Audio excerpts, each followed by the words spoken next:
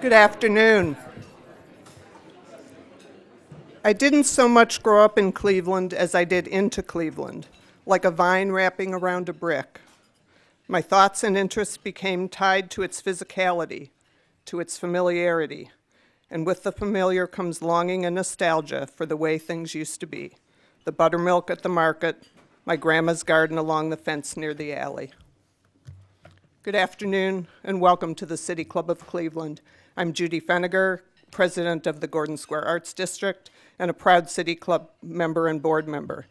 The words you just heard were written by our speaker today, Richey Piiparinen, Senior Research Associate at the Center for Population Dynamics at Cleveland State University's Maxine Goodman Levin College of Urban Affairs. Now, you've all heard about the Cleveland Renaissance, and we all know about LeBron, and we know about the RNC coming, and we know about Corey Kluber. Do we know about Corey Kluber? Everybody? Yes. Yes. Cy Young Award winner. Fabulous. But there's a quieter story brewing. The inner city is growing faster than the suburbs for the first time in modern history. You heard that correctly. Despite all the talk about the brain drain and the perception that Cleveland is a shrinking city, research shows that Cleveland does a better job keeping its residents than many other growing cities, including Chicago and Columbus. That research was conducted by our speaker today, a writer, an urban researcher, a city strategist who studies Cleveland migration patterns. His first report, From Balkanized Cleveland to Global Cleveland, A Theory of Change for Legacy Cities, discovered it was Cleveland's lack of churn, the natural coming and going of people, inhibiting our economic growth. His research has proved so compelling that he was put in charge of the new Center for Population Dynamics, which helps partner organizations competitively position the region for economic and community development. His second report, Globalizing Cleveland, A Path Forward, published a few months ago, outlines the city's influx of well-educated people. You probably don't know that Cleveland ranks 7th nationally for the skill level of its young adult workforce, ahead of cities such as San Francisco and Seattle. Now, how we use this knowledge to continue to grow our region is what we'll hope to hear today. In addition, he's co-editor of the book Rust Belt Chic, a Cleveland anthology. The quote you heard was from one of his essays in that publication, a contributing editor at New Geography, and a blogger for the Huffington Post. Ladies and gentlemen, members and friends of the City Club, it is my pleasure to introduce today's speaker, Mr. Richey Piiparinen.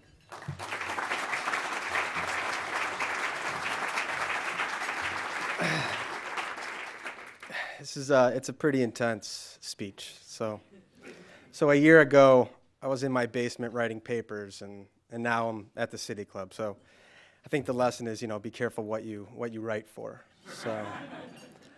Before I start, I just want to acknowledge some people, and one person who's not here.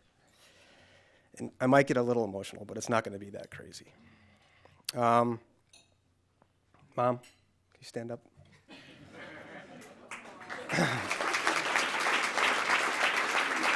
So, my mom is from Clark Fulton, Key Bank, executive assistant, worked her way up. She's a great woman. Angiara Lima, my fiance.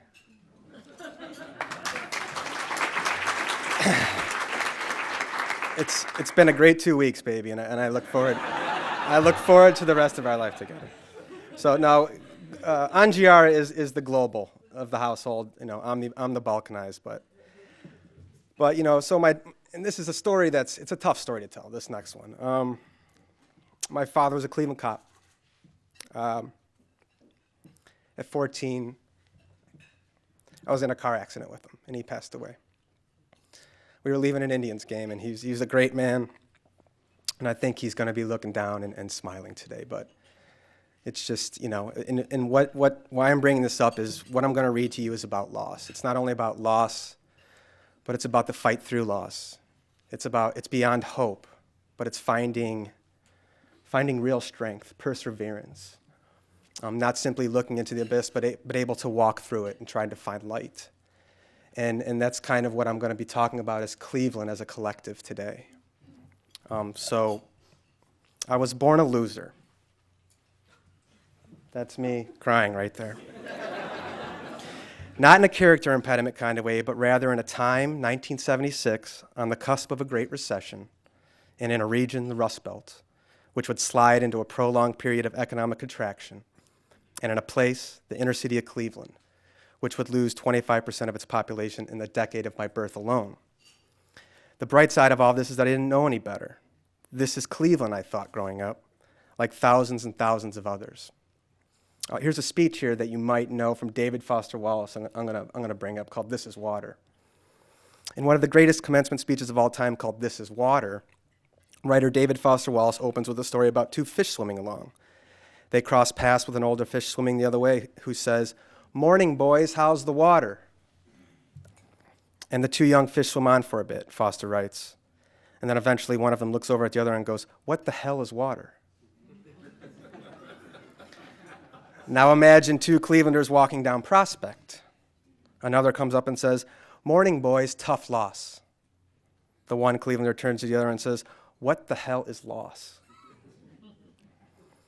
This is what life has felt like for many Clevelanders born after the heyday of Mr. Jingling, Bob Feller, and Bob Hope, or those birthed into a sea of shutterings and downsizings, of those having known hometown life as a punchline. Your city motto forever and for now being Cleveland, you gotta be tough. After long, the anxious air begins to saturate across the whole of the collective, regardless of birthplace, age, outlook, or the will to be aware of possibility outside of what can become a very normal-like sense of suffering. This aura has been given a name, and if you listen to sports talk radio, you know this. Only in Cleveland, or OIC for short. The name is meant to connote an inevitability that the region will suffer loss after loss, not only in sport, but also in economics, demographics, or more generally in the city's life. But the dirty truth is loss happens everywhere, not only in Cleveland. Cities the world over are afflicted with the hangovers of history. Lisbon has its saudade. Did I pronounce that good, baby? It's Portuguese. A feeling of aimless loss tied to the city's legacy of vanishing seafarers. Istanbul has huzun, a brand of melancholy rooted in the city's nostalgia for its glory days. Closer to home, and these are successful cities I'm about to talk about, but think about the stat. Closer to home, Boston, Pittsburgh, and DC have each lost more than 200,000 residents over the last 60 years and have not recouped them, just like Cleveland. But acknowledging that all cities experience growing pains makes our suffering less special, which makes it less useful, because it makes our identity less us. I have never lived in a place whose proud residents so consistently and gleefully disrespect their hometown as Cleveland, noted legendary Jeopardy champ Arthur Chu in The Daily Beast. Chu, a Cleveland newcomer, goes on to write that though he hates to engage in victim blaming, the reason everyone dogs on Cleveland is that we asked for it. Why? Chu concludes, if we weren't suffering, we wouldn't be Cleveland anymore. But why is that? Why is our identity so entangled with suffering? The short answer is that's how we've come together in the face of trying times, and I'm going to explain. Before I went into urban studies, I got a graduate degree in psychology in Chicago. I studied social psychology, and my exit paper was on the collective stress related to 9/11. What I learned was that collective emotions, think fear and pride, run our societies more than we care to look, said the great sociologist Emil Durkheim. What holds society together, the glue of solidarity, and what mobilizes conflict, the energy of mobilized groups, are emotions. Again, the emotion in Cleveland's case is collective hurt. What drives it? It's simple. The hurt's driven by loss, or the prospect of loss.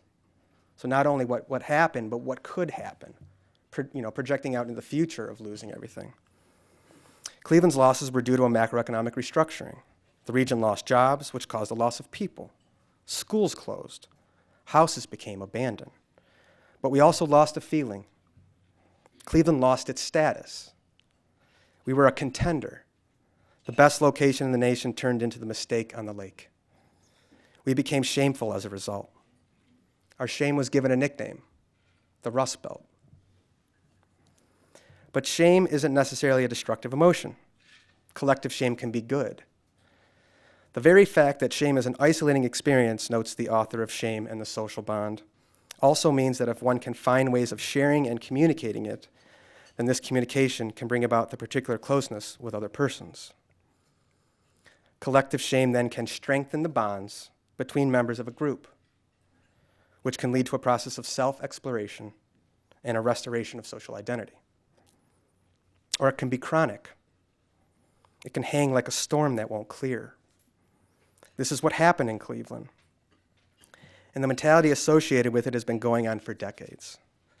So this is a report from 1980. Tom Byer gave it to me.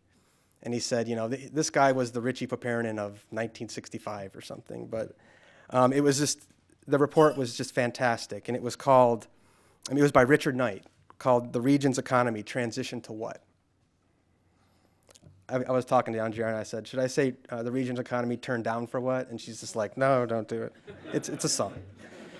So near the end of the report, Knight sounds the alarm. And this is important. Listen to these words. This is 1980. What concerns me most, and I admit it is only an impression that I have gained from a rather extensive series of intensive interviews over the last 5 years, is that Cleveland is not fully aware that it has a choice, that it can determine its own future. There seems to be a general resignation and acceptance of the inevitable demise of a once proud city. The problem here is not that the region's resignation is bad for city morale. This is not about boosterism. I'm not a booster. But rather that it fuels a kind of policy mentality, one I call the shrinking city syndrome, that replaces vision with managed decline. Because if your policy scope is restricted to managing decline, then decline is what you're going to get. For example, this is good. And for those of you who heard me talk before, you know what's coming. For example, we Rust Belt folks are obsessed with population decline, particularly brain drain. This has led regions to combat this perceived threat with a number of strategies. One particular desperate attempt was in Pittsburgh circa 2000. They thought of a character, a Barney Fife type, who was to be plastered on billboards and in magazines. His message to folks would be, don't go. Don't go. Stay in Pittsburgh. Please, we need you. Don't go. Very desperate and very weak.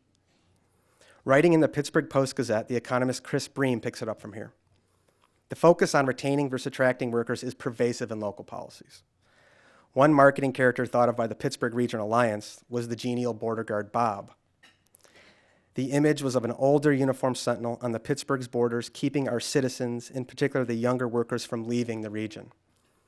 This is the same logic that inspired the East Germans to build a wall around Berlin and is likely to have as much success in the long run. So think about that. Think about that mentality, that policy prescription in the age of information. What fuels our economy is ideas. It's connections. So when your policy prescription in the age of information is to figuratively build walls so no one gets out, but it also means no one gets in. In fact, the lack of in-migration into Cleveland shows up strongly in the data. 75% of greater Clevelanders are born in Ohio. So, I'm a Clevelander, I love this place. But sometimes having a love for a place means opening up it to new people and ideas to evolve the place.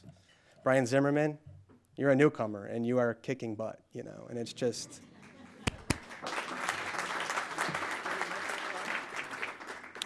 So 75% of greater Clevelanders are born in Ohio. That ranks Cleveland 6th worst in the nation when it comes to the number of newcomers from out of state. This is both immigrants and native non-Ohioans. So we're sandwiched in between Detroit and Birmingham, Alabama. By contrast, only 50% of San Franciscans are born in California. This lack of birthplace diversity is a problem. You just look at this map and you can tell. Historically, it is the migration-heavy port cities that birth advances in science, governing, philosophy, and the arts. Port cities are the global nodes of commerce. That's because migration is economic development. I'll say that again. Migration is economic development.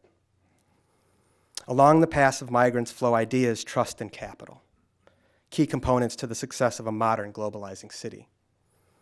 Without migration comes insularity, a stuckness, one derived from a lack of new voices or perspectives. The problem with that is when the echo chamber is one of decline as fate, there's less agency to change your city's destiny. Voices from outside the echo chamber are needed. And this will not only come from outsiders, but from native Clevelanders who have left and came back. So we call them boomerangers. There's a very famous boomeranger we're going to talk about soon. These folks flee the nest, get connections and context. They get perspective. Data show they go to New York and Chicago mostly, but the numbers also show they are increasingly coming back. It's too expensive on the coasts. We call this geographic arbitrage. You know, there's space in Middle America where there's a higher bang for your buck.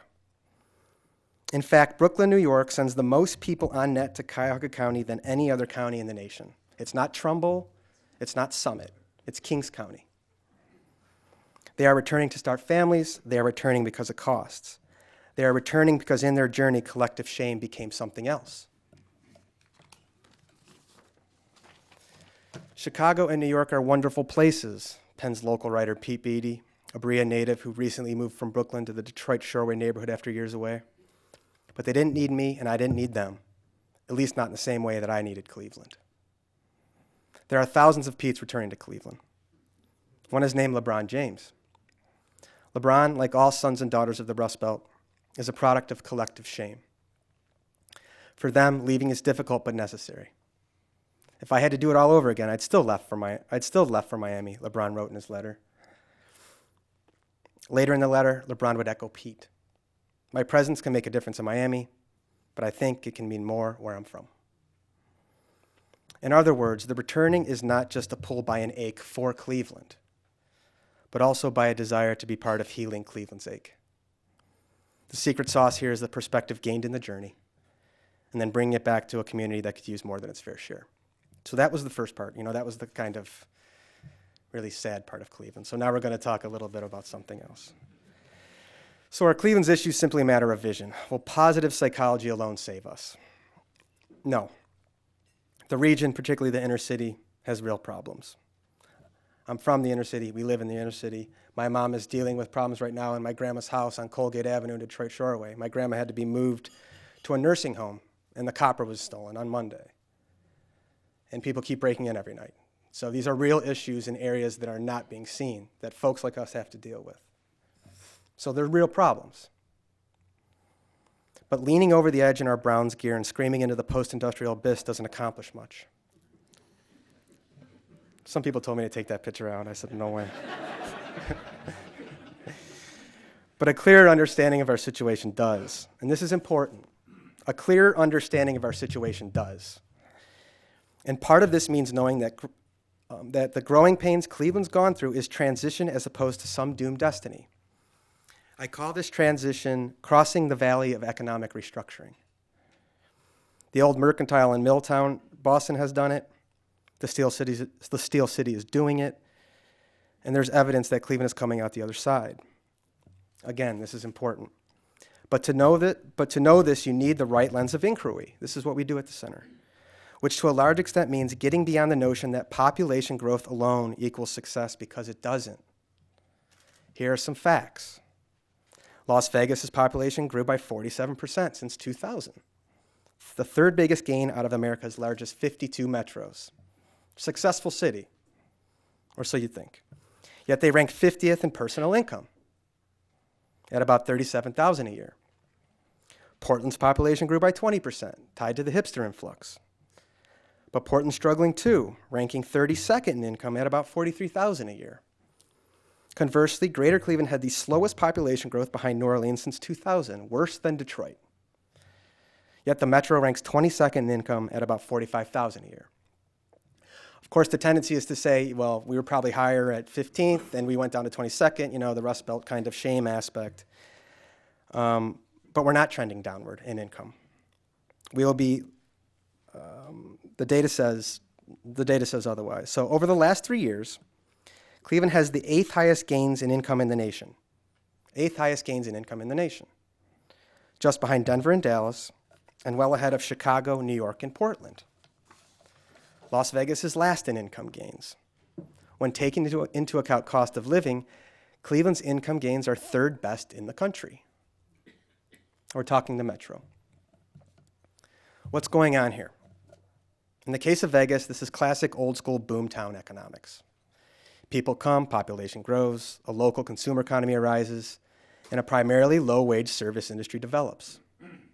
As for Portland, a not dissimilar dynamic is occurring, but replace the boomtown with lifestyle economics. Here, the young and educated come, but not for a job, but to consume a scene. Jobs are thinner here, said a young Portlandian to a New York Times reporter recently, but the intelligent urban planning makes my heart sing. Such a sentiment has led to a new motto for the city: Portland, where young people go to retire. That's really at Portland too, that picture. But what about Cleveland? What's driving our income growth? The short answer is higher productivity. Put simply, even as our population stagnates, our total income is going up. This is because we are becoming smarter and more skilled. Again, some facts. From 2006 to 2013, for every one person the Metro lost without a college degree, we gained one person with a college degree. So you see this churn, this economic restructuring. Greater Cleveland has added nearly 60,000 people with a college degree over the last 8 years. 1/3 of this increase came in the last year alone. So you see this momentum happening. It's popping. This isn't Rust Belt shame, this is something else. A lot of these gains are being driven by young people, like Pete and LeBron. So I did this analysis for Cranes a couple weeks ago, and it just blew my mind. And I knew the numbers, and I still didn't believe it. Over the last 3 years, the Cleveland Metro was third in the nation in the percentage increase in the number of young adults with a college degree, trailing only Nashville and Orlando. Cleveland third the last 3 years in the nation. We gained over 15,500 young educated adults. You might not think that's a lot, but check this out. It's more than Chicago, a metro, 5, 6 times the size of it. It's 7 times more than Portland. This is momentum. This is not Rust Belt shame, it's something else. These young adults are both employed and highly skilled. This graph shows that Greater Cleveland is 8th in the nation in the percentage of 25 to 34-year-olds in the workforce with an advanced degree, ahead of Chicago and Seattle. That's something. And it's not just the young adult workforce that's highly skilled, but workers of all ages. Cleveland's 10th in the nation in the concentration of workers over 25 with an advanced degree. The Metro moved up 12 spots in the rankings from 2005, the 3rd largest jump in the nation. That said, Cleveland's rise in the knowledge economy is not supposed to be happening. This is all news, and national experts don't believe it's happening. What's supposed to be happening, according to experts such as Cal Berkeley economist Enrico Moretti, who Dean Hill knows really well, is a thing called the Great Divergence, wherein in the battle for brain power, the haves, such as Silicon Valley, will continue to have more, and the have-nots will continue to have less. Who are the have-nots? Detroit, Flint, Cleveland, Moretti told NPR's Morning Edition recently. But with Cleveland, the data are beginning to say otherwise. What's going on here? What's driving Cleveland's rise? My colleague Jim Russell and I are crafting an emerging theory in a working paper to try and explain it. I will boil our thinking down to a few points, but the takeaway is this. We theorize that Cleveland and Pittsburgh are 2 emerging metros in a new economic epoch we call the legacy economy. First, to know where we're going, we got to know where we've been. In the age of manufacturing, Pittsburgh and Cleveland were the Silicon Valleys of the early 20th century. But like the agricultural economy needed less people to produce more output, so it has been with manufacturing. Also, costs got high, and manufacturing firms dispersed down south and overseas. Economists call this capital equalization. That's the bad news. The good news is that the industrialist wealth early seeded construction of our great hospitals and universities. Why this is important will be touched on shortly. Second, the innovation economy, centered on tech and housed in Silicon Valley, is beginning to feel the same cost pressures as manufacturing economy before it. Check this stat out. During the 2000s, the IT sector lost nearly as many jobs as manufacturing. As well, housing prices in Northern California are becoming unsustainable. Remember, a very high housing cost for a worker means a very high wage for a company. Third, what we hypothesize can happen is the possibility of Silicon Valley being the next Detroit. There appears to be a scattering of the knowledge economy from the coasts and back into Middle America, particularly those cities like Cleveland and Pittsburgh, which have great legacy eds and meds institutions that produce high levels of human capital. A recent Harvard Business Review piece touches on this shift. It goes without saying that no matter how much talent a company might have, there are many more talented people working outside its boundaries. Yet all too many companies focus solely on acquiring talent, on bringing talent inside the firm. Why not access talent wherever it resides? So this is jobs following people, being pushed by costs. The fancy term is convergence. That's why you have Google moving offices to Pittsburgh, to be near Carnegie Mellon's computer engineering program.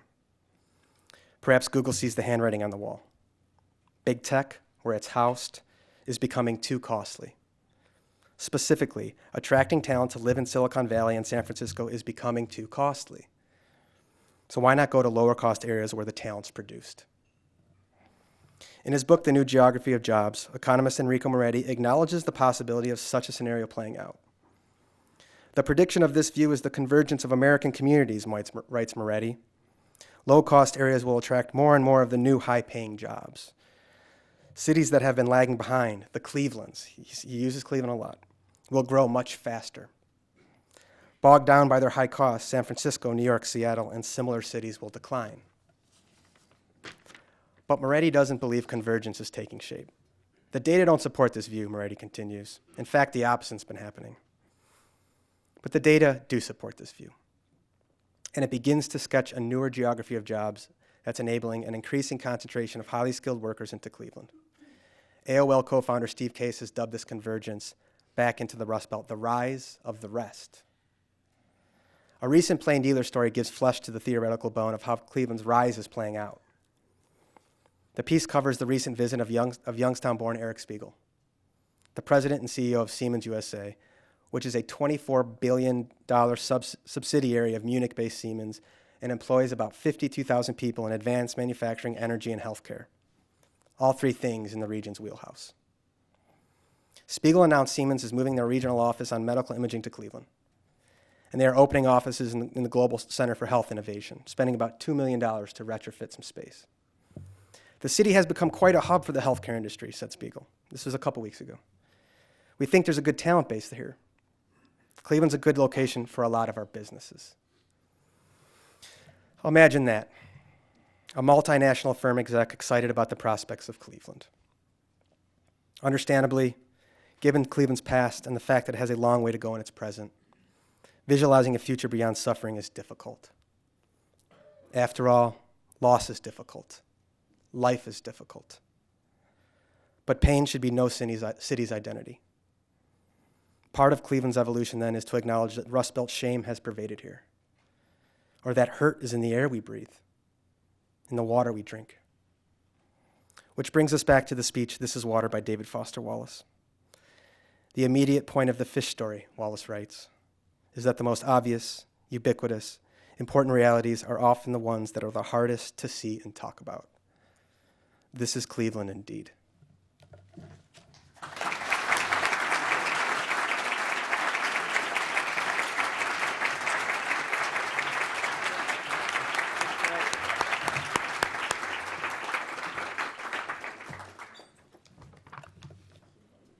Thank you, Richey. Today we are enjoying a Friday forum with Richey Piiparinen, Senior Research Associate at the Center for Population Dynamics at Cleveland State University's Maxine Goodman Levin College of Urban Affairs. We encourage you to formulate questions now and remind you that your questions should be brief and should be questions. We welcome all of you here and those joining us via 90.3 WCPN, WVIZ PBS, 104.9 WCLVID stream are one of the many radio stations across the region and country that carry City Club programs. Television broadcasts of the City Club are made possible by Cleveland State University, thank you, and PNC. Our live webcast is supported by the University of Akron. Next Friday, November 21st, the City Club welcomes Noura Erkat, Assistant Professor with New Century College at George Mason University, to discuss Operation Protective Edge, the Gaza Strip in context. For more information about our upcoming and past forums, please visit us online at cityclub.org. Today's forum is part of the Local Heroes series made possible by a generous grant from Dominion. We thank you for your support. Today's forum is also the Herbert and Nettie Borstein Endowed Forum made possible by a generous gift from Mr. and Mrs. Borstein, and we thank them for their support. We welcome guests today at tables hosted by Case Western Reserve University, Cleveland Neighborhood Progress, Cleveland State University, City Club New Leaders, Forest City, Friends of Councilman Joe Simperman, Global Cleveland, Old Brooklyn Community Development Corporation, and Ohio City Incorporated. Thank you all for your support and for being here. Also, we welcome students from Gilmore Academy and Maple Heights High School. Student participation was made possible by a generous gift from the Fred E. Scholl Charitable Trust. We thank you for your support. Can we have the students stand up and be recognized?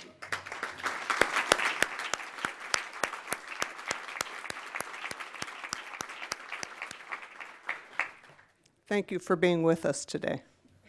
Now we would like to return to our speaker for our traditional City Club question and answer period. We welcome questions for everyone, members and invited guests. Holding the microphones today are Director of Programming Stephanie Jansky, back in the back, and Marketing and Outreach and Content Associate Teddy Eisenberg. First question, please. Mr. Piiparinen, if you had the opportunity, and today you do, to make a recommendation to our county executive as to what steps government could take to ameliorate the situation you've so ably described, can you give us one or two specific recommendations that you would make? So, well, Global Cleveland's doing a lot of the initiatives now, a lot of the strategies, but one thing that I think we can do better job of is getting foreign-born students into our universities. And I think a way to do that is through, and this is going to be recommendation in the paper we're working on. One way to do that is to really use our global healthcare brand, and we call that, the tradable healthcare, and really use that to get more students who want to learn nursing, X-ray tech, the medical field from outside the country inside. So we can use our healthcare brand to kind of drive migration into the university sector. It doesn't matter if they stay or not. It's building the connection and building the tradable ed sector of the eds and med sector. So that's one thing I would do. Hey, Richie. Hi, Jeff. Great job. Two questions. First, you mentioned kind of you were in Jim's theory about the legacy economy, if you will. Mm-hmm. Does that mean it's a convergence for all legacy cities, if you will? So all of these St. Louis's, the Cincinnatis, the Pittsburghs, the Clevelands, the Detroits? And secondarily, and this one's far more theoretical, is what happens when that collective psyche changes? So what about my nephew, who's born in 2001, who only knows a world of LeBron kicking butt. LeBron went away, but of course he came back because of course Cleveland's great and downtown's booming and the inner city's booming. Sure. What happens when he is then 21, 25, 35? So let me take your first question first. So it's not going to be all legacy cities. Cleveland's going to eat up a lot of the healthcare expertise in cardiac care through the clinic. I really think Toby Cosgrove is kind of our Bill Gates, and the clinic is almost like our Microsoft. So we theorize that there's going to be a divergence of healthcare, and this is already happening. So the Cleveland Clinic has this thing called bundled packaging, right? So if you're a worker at Lowe's, you're a worker at Boeing, you're a worker at Walmart, anywhere in the nation, and you want a heart surgery, you have to come to Cleveland to get that heart surgery, because that's where the expertise is, and it's more cost effective to have these big firms' employees go to one location. And then when you have these kind of healthcare products, and you're starting to see a cluster of innovation tech around it. So no, Pittsburgh does a really good job with education. Cleveland does a really good job with medical. But not everyone's gonna, it's gonna be divergence again, right? The second question, it's already happening. So a lot of what's driving the young population growth into urban core is simply from a psychological shift. Traditionally, the aspirational geography and it still is for a lot of people, is urban core out to the suburb. That's been that way for a long time. But now there's a new aspirational geography shift of suburban young people who are living in the core. And so we call this migration, we say, local university to big city to grandpa's neighborhood, right? That's what Pete did. He went to Chicago school, lived in New York and Chicago, and instead of going back to Berea, he goes to Detroit Shoreway. So it's this, and it's all because of the possibility of seeing something besides loss. My parents' generation all grew up in the neighborhood, and they all live in the suburbs. And it sticks. The mentality of loss sticks. What was there is not there anymore. But a newer generation, the psychogeography has shifted. And that's what's driving a lot of the infill, and urban infill.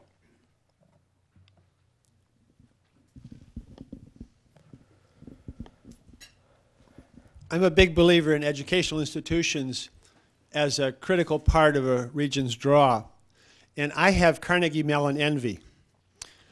I hear frequently of entities that are drawn to that beacon of learning about IT. And I see IT as this generic skill. Every industry needs it.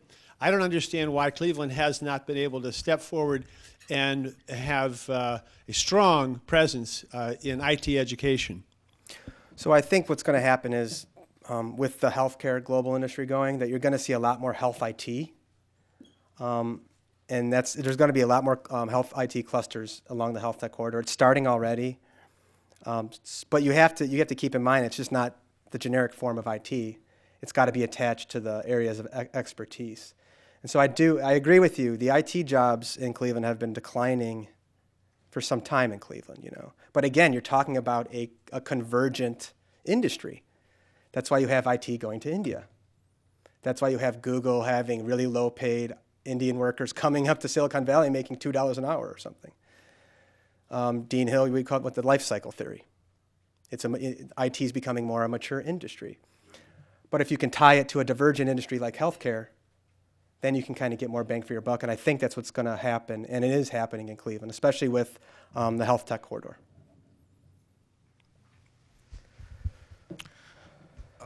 I was wondering, how do you get, in Cleveland, how do you get the new ideas, the new innovators, the new thinkers connected with the investors in Cleveland? Because I mean, as IT or any new people that's in Cleveland, I'm a boomeranger, and I see the investment or other people from other cities, that Silicon Valley's where, I have an idea, somebody's going to give me some money. Here it's like, where do I get the networking for that? Right. So the money usually follows the ideas most of the time. So, if we can get a cluster of ideas, a cluster of talent, then the big venture capital firms will pay attention, I mean, it's happening in Columbus a lot more, I think, than Cleveland. But more to your point is, it's not just, so when you think of migration, you can think of consumer city migration or producer city migration, right? What you just did, the boomerang back to Cleveland, is producer city migration. You want to come to Cleveland to produce value, right? You're the opposite of someone who just wants to move to Portland to be an overeducated barista, right? I mean, it's, well, that's the danger of talent attraction. You can attract all the talent you want, but if you don't have the economic ecosystem to support it, it doesn't matter. So that's the danger of just talent attraction. But and I think Global Cleveland, we're talking about this in the paper, is what we need to do is to catalyze people like you who boomerang back and enable this kind of production value. Connect people together, connect people to capital, and that's going to be one of the main initiatives that Global Cleveland's going to roll out. But it's a problem, because if you're coming back and in Rust Belters, we work hard, right? And if there's nothing to do, you're going to leave again. And so you need to catalyze, you need to connect. And that's a big, big issue. Because our economy right now hasn't really supported can't really support a huge influx of young talented people. You mentioned the foreign-born students coming here. What about immigration as a whole? Do you think that really has the potential to play a large part in our revitalization? I think during the speech when we talked about the concept of migration as economic development, there's certain layers to it. One of the initiatives, I think, is there's a lot of advanced degree foreign-born. So we have some of the highest skilled immigrants coming into Cleveland. It's only 5% foreign born, but 60% of the immigrants who come into Cleveland have advanced degrees. Very highly skilled. And that's important because it's advanced degree people who tend to be job creators, not just job consumers. So I think we can do a lot better job, again, of bringing in advanced degreed foreign born, especially tied to our healthcare industry. Chain migration of population, I think it's important. The reason we have a hollowing out of inner city neighborhoods is traditionally, you have the same outmigration in LA, you have the same outmigration in Chicago, you have the same outmigration in New York. But what has held those neighborhoods together is immigrants backfilling the neighborhoods. We haven't had that population. And so you need that in a sense of filling the empty storefronts, filling the empty houses, and just creating for a more contextual city, knowledge-wise. When I think about knowledge, you can be book smart and you can be experience smart. Cleveland's pretty book smart, but the context of our people, our migrants, it's still lacking, I think. But again, we're going to work with Global Cleveland. We're going to identify some chain migrations. Chain migration is just word of mouth. What are the emerging ethnicities that are already here? The Brazilian culture, I got to know it really well. It's a small group, but it's a powerful group. And they talk to people in Brazil all the time, on Facebook and on Twitter and emails and on phones. So that is one kind of chain migration that can be developed to kind of help alleviate the depopulation angle. But again, you can't just do it, you can't use immigrants just to fill bodies, or to fill houses. That's inhumane. What you can do is build a place for opportunity. And I think, and there's one, I think Detroit was kicking around the idea of immigrants come here, you can get a house, but you have to stay in that house for 5 years. That's opposite of what you want to do. I mean, that's good for the place technically, but it's bad for the person. And so Jim Russell, my colleague, had a great saying, people develop, not places. So think about that in the city. People develop, not places.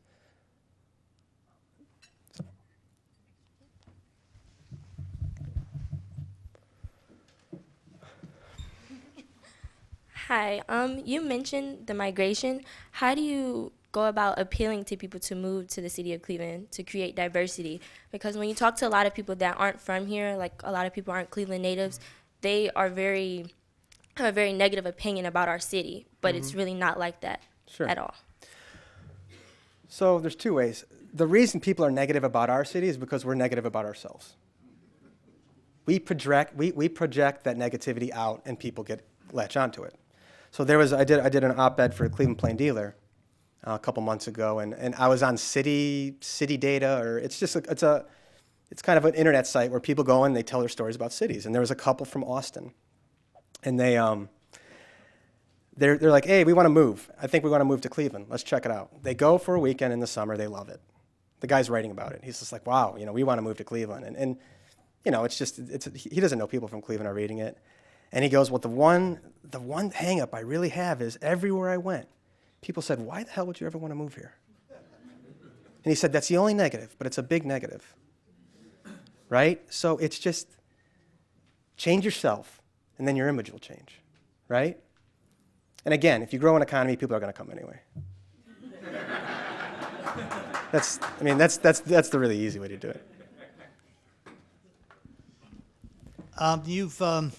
I hate to add a prick to this balloon of optimism that you seem to convey, but Cleveland also has one of the largest poverty rates of any city in the root, and I hear nothing. Are we just to forget those people? Sure. What are we going to do with them?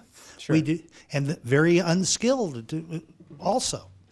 So the speech was about regional economic development, and there's a parallel community development. It's hard to change a neighborhood unless you have regional economic growth. There's plenty of Fed papers that say, good luck with that. So number one, you need regional investment. Number two, and to your point, poverty to a large extent was created because middle-class people were dislocated from labor market, the manufacturing market. And it's people of all races. It's in Glenville and it's in Berea. What we haven't done, first, we haven't driven up our information knowledge economy. And we need to reconnect those people who've been untethered from manufacturing into the new economy. And it hasn't been done yet. Now, there's initiatives led by India Pierce Lee and the Cleveland Foundation that's really trying to tackle that. Concentrated poverty is a problem all across the nation. Cleveland's is higher because of the valley of economic restructuring I talk about. And it's a very important point because it's one thing to drive investment into the inner city, and into the region. That's needed. It's another thing to make it equitable and integrated. And there hasn't been a city in the nation who's able to do that yet. I think Cleveland has the space and the leadership to do it, but you're right, it hasn't been done yet, and we need to do a better job.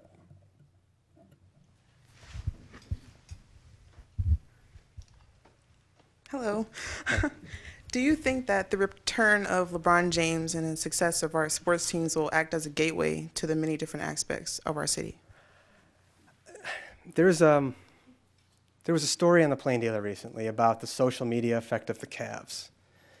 And they're getting, Dean Hill, you talk about your trip to China. Didn't you see? They won't be able to hear as loud as I am. Okay. First time I went to Guangzhou. It's just a good story on what the brand. We just got to see the City Club Sprint. First time I visited Guangzhou, China, it's the third largest city in China. Our partner institution, South China University of Technology, is there. My first public speech, 400 people in the room. First question is about LeBron leaving. I'm in Guangzhou a month ago.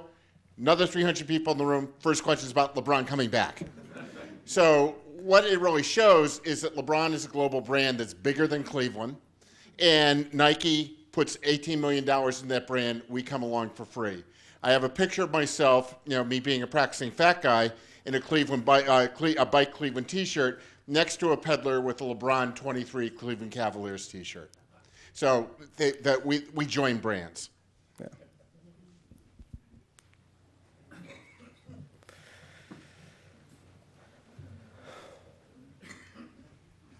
Richie, what I thought I heard was maybe in the short term, fewer people or not many more people, but higher incomes. So what do we do with all of this housing we don't have a apparent use for right now? And also, how do we deal with the fact that the county appears to be just about completely built out? What should the county government do to make room for the type of growth that we're looking for? Well, for the second point, we need to do urban infill. So there is a lot of houses that need to be demolished. But the problem I have with that is, I'm a firm believer that Huff, Fairfax, St. Clair Superior are going to see a lot more growth in the next 10 to 20 years than people realize. And simply getting rid of housing, which again is our competitive advantage as a region, might be counterproductive. It doesn't, we cannot fall into this trap of rehab versus demo, and it's not about that. All I'm saying is, you can manage decline, or you can plan for growth. Not just plan for growth from out of nowhere, but have a real vision of why this growth is going to occur, and it's going to be a macroeconomic growth, where it's going to go, and how could we meet supply and demand. And so we are working on a proposal, a housing study for the county, or that we'll pitch to the county, that will kind of give a framework of what we can do with the demo money, but again, tying it to the macroeconomic picture, right? One of my favorite analogies is sometimes demolition, if you have a broken pipe overhead and it's spitting out water, demolition can act as the mop. So you're mopping up the water, but the water keeps coming down, right?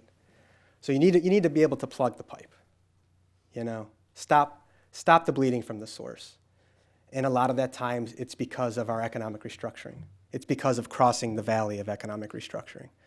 But sure, there's a lot of zombie properties out there that in oversupply that need to be taken down. But again, manage decline versus a vision. Richie, thank you, of course, for joining us at the City Club and for giving us some of the tools to change the conversation And with respect to changing the conversation, it was suggested to me that the response to the newcomer to Cleveland isn't why would you move here, but what took you so long. It works. I've used it. It works. I want to ask you, though, tried and tested. It's research-based.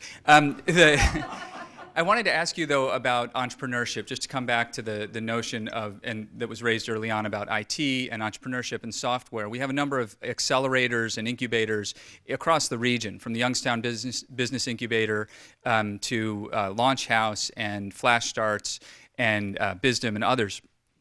And there's been a lot of movement in that space in the recent years. And personally, I know people who have moved back to be a part of that. Mm-hmm. What kind of a difference can that really make? Is that a part of what you're talking about, and can it scale? Does it matter? So again, we think about why it's happening, right? Before, if you wanted to do a startup, you had to locate where the money was. But as Steve Case, the AOL co-founder, the rise of the rest, you don't have to do that anymore. You can locate in a cheaper place to have more capital to be able to invest in your startup. So that's number one, the geographic arbitrage. That's important. What was the second part? What was the last part of your question? I'm sorry. About the accelerators. Oh, and I think Jumpstart just got $17 million from Third Frontier. I think they're important. To connect the talent with the capital to produce the ideas is important. And again, we're seeing the clustering of talent coming back into Cleveland. This was new, there was a brain drain from 2000 to 2006 in Cleveland. It was the second half. It's been the last 8 years that has really been a spark. So you get this talent clustering. But again, yeah, it's a tough, this is not necessarily my wheelhouse, but I know a little bit about it, enough to kind of answer your question and not be a dope here, but, But even when I talk to the startup firms, or Jeff Epstein for Health Tech Corridor, he talks about there's a gap. There's an idea, but there's a funding gap, and we just don't have the reputation to fill it. I think if we can, still develop our reputation as a knowledge cluster, it'll help fill the gap. But the thing about startups is just there's not many jobs related to them. A lot of startups are literally eliminate jobs. An app could just eliminate 5 people at a restaurant. So it's a give and take, right? But knowledge economy, knowledge cluster. I think for our purpose, we think the bigger bang for the buck is in the healthcare divergence, in the global brand of healthcare.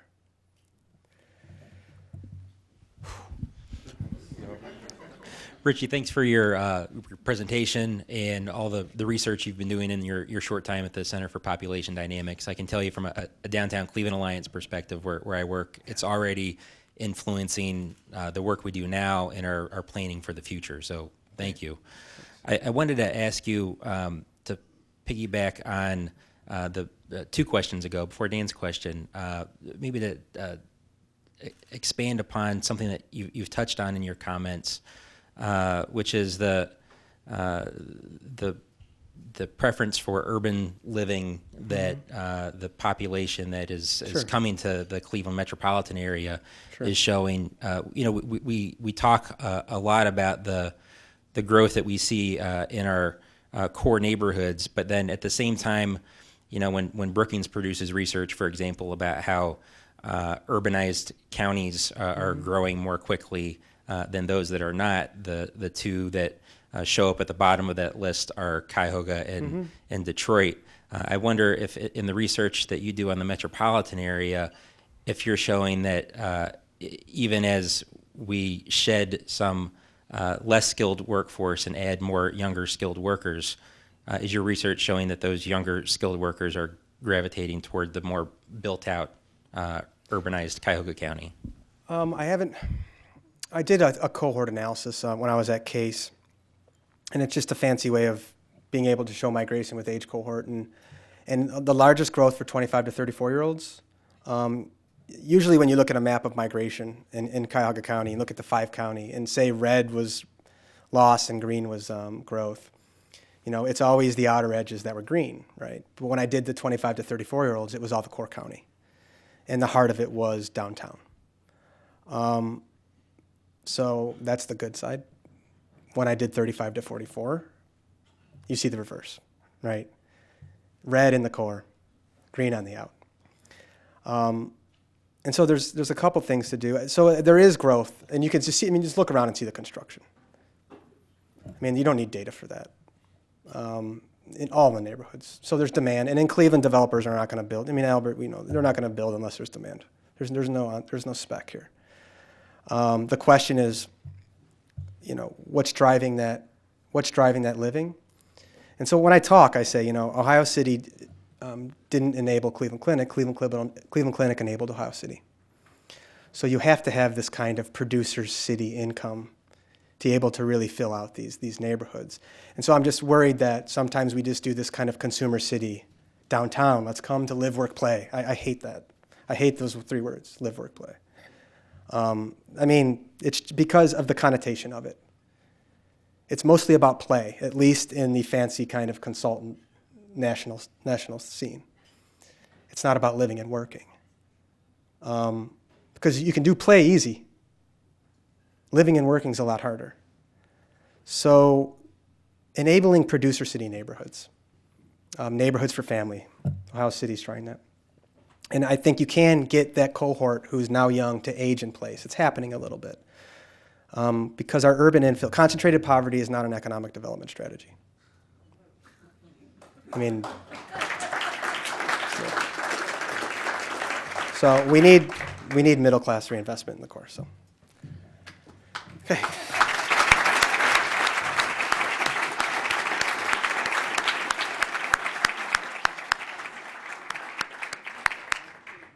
Today at the City Club, we have been enjoying a Friday forum with Richey Piiparinen, Senior Research Associate at the Center for Population Dynamics at Cleveland State University's Maxine, Goodman, Levin College of Urban Affairs. Thank you, Richey, and thank you, ladies and gentlemen. The forum is now adjourned.